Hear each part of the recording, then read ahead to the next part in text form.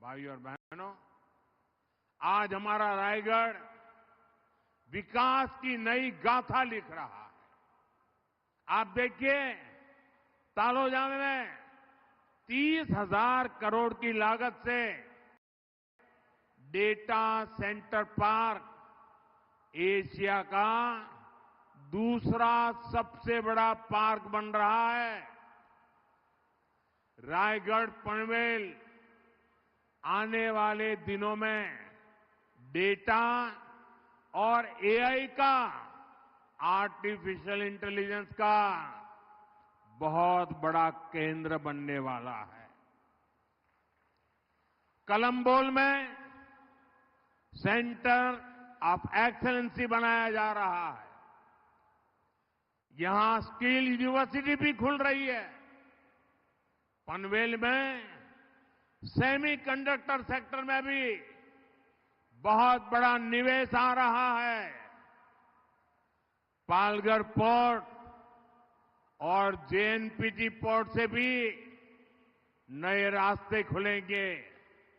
यानी पनवेल, रायगढ़ और एक क्षेत्र भविष्य की संभावनाओं का नया सेंटर बनकर उभर रहा है। इससे महाराष्ट्र के युवाओं के लिए रोजगार के लाखों नए अवसर बनेंगे। महाराष्ट्र विकसित भारत का सबसे प्रमुख ग्रोथ इंजन बनेगा।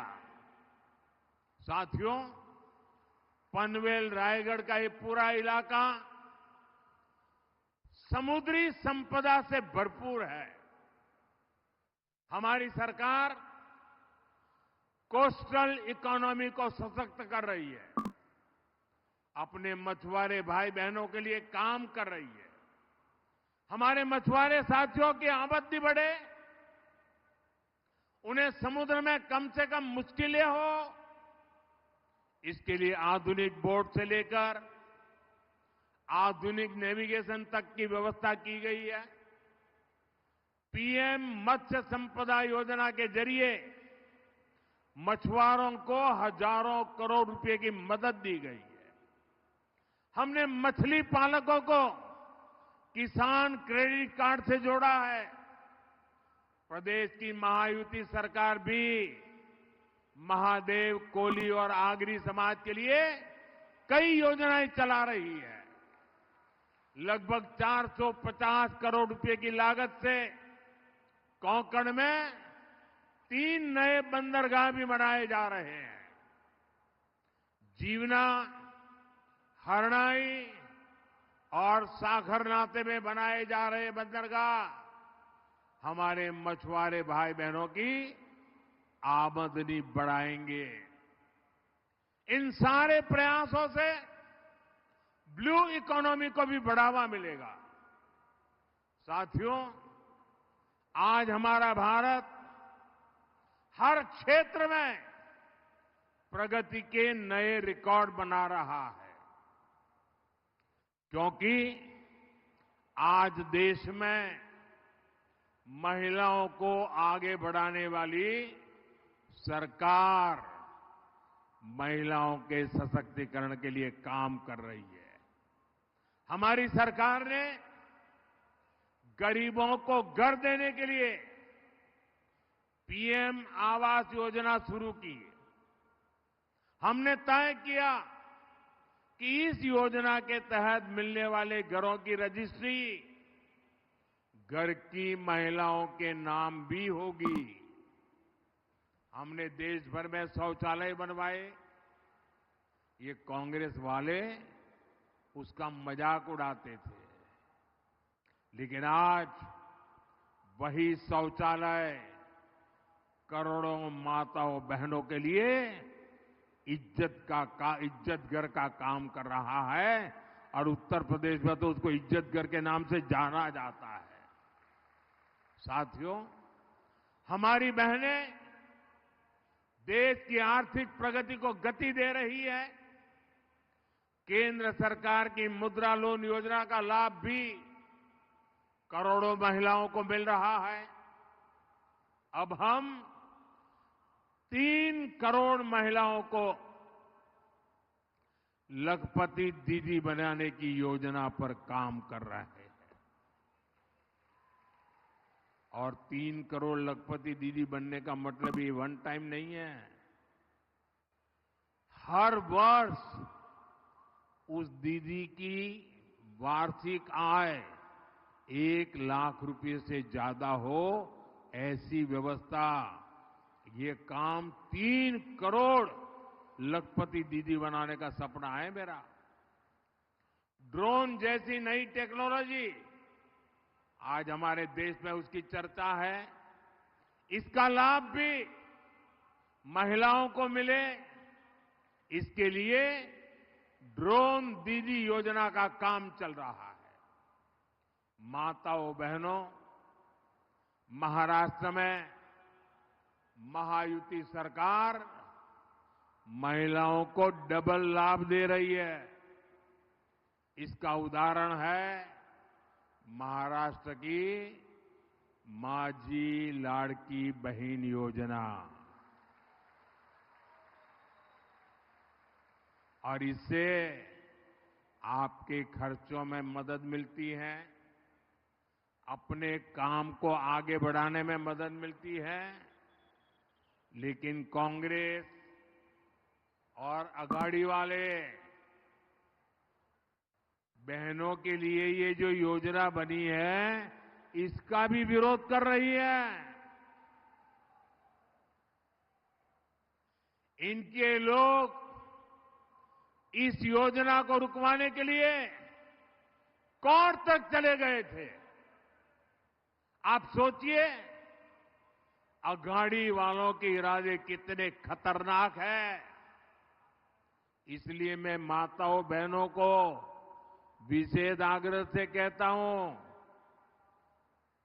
ये आपके भविष्य के हर चीज को रोकने के लिए इंतजार करते बैठे हुए हैं।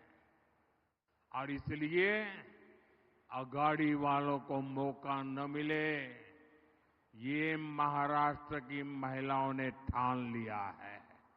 और मुझे विश्वास है, जब महिलाएं ठान लेती है तो मैं नहीं मानता हूं ये कांग्रेस अघाड़ी वालों के लिए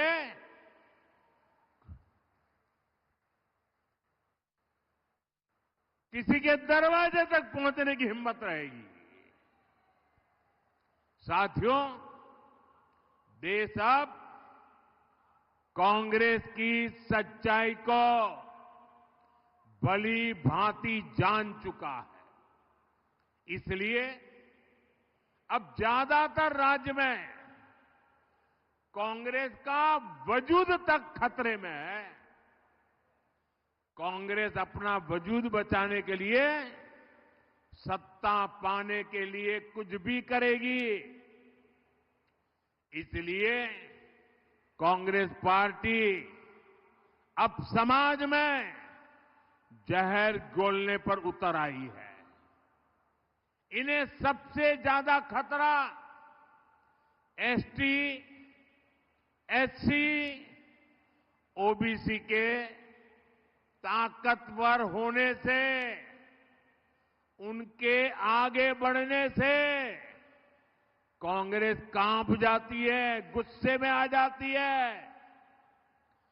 कांग्रेस की मंशा है दलित, आदिवासी, पिछड़ा, जो आज उसकी एक पहचान बनी है, संगठित ताकत बनी है, वो जातियों में बिखर जाए, जाति जाति के बीच टक्कर शुरू हो जाए और ओबीसी कमजोर हो जाए, एसटी कमजोर हो जाए, एससी कमजोर हो जाए और कांग्रेस फिर से पुराने जमाने की तरह अपनी जड़ें जमा ले। दलित, पिछड़ा, आदिवासी आपस में अगर एक नहीं रहेंगे, अगर कांग्रेस की ये झूठी बातों में भ्रमित हो गए, तो कांग्रेस इन सभी समाजों को तोड़ करके बिखेर के दे करके वो सत्ता पाने का मौका ढूंढ लेगी। और इनके शहजादे ये विदेश में जाके कह चुके हैं कि उन्हें मौका मिला तो वो आरक्षण को भी खत्म कर देंगे।